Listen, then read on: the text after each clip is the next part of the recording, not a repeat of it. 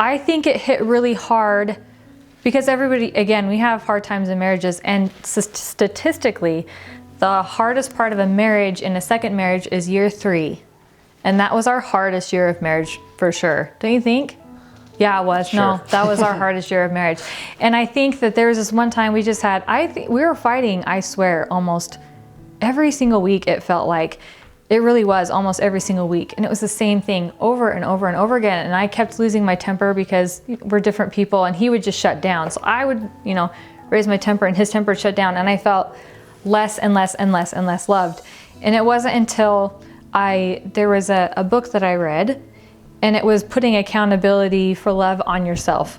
And I realized I had been putting all my eggs in his basket, not telling him that I was putting my eggs there, and then expecting for him to do something crazy and magical without knowing that they were even there. So I was like placing this burden on him over and over again. I know you weren't making it easy either.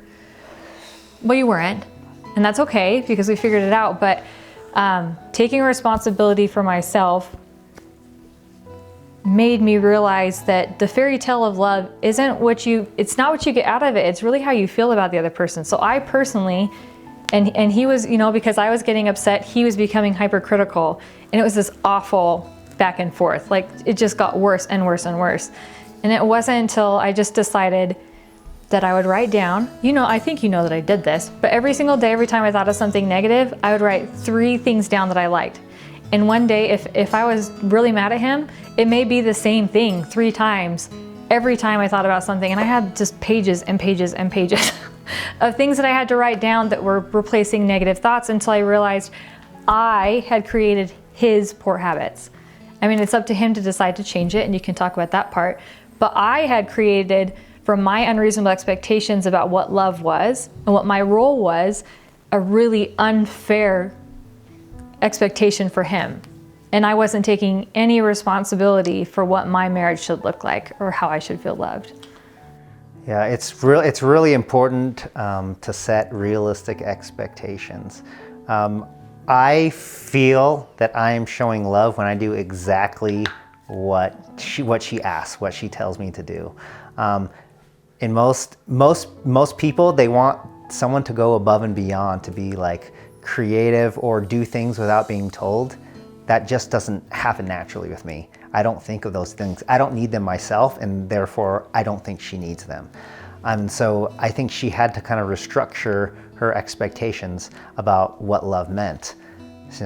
Love means that I do exactly what she tells me to do, what she wants, what she needs right then and there, not that I'm gonna surprise her and sweep her off her feet. But you dealt with you made changes too, though. It wasn't just me.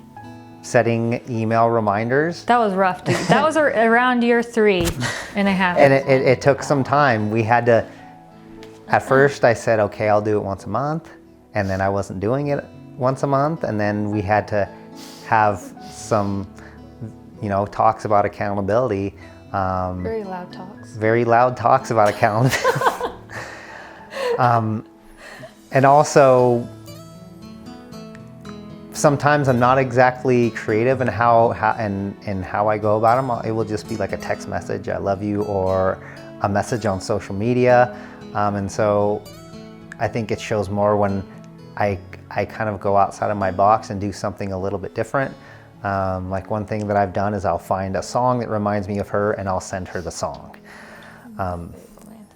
Yes. I do like that. So it's realistic expectations about what love is and what love means to you is extremely important. It's extremely important in any marriage, but especially in one where you're dealing with a human being that is very, very structured and very, very literal. And so that's been something that's very important to us, and it came with a lot of trial and error. Well, did your expectation or perception of love change as we've been married?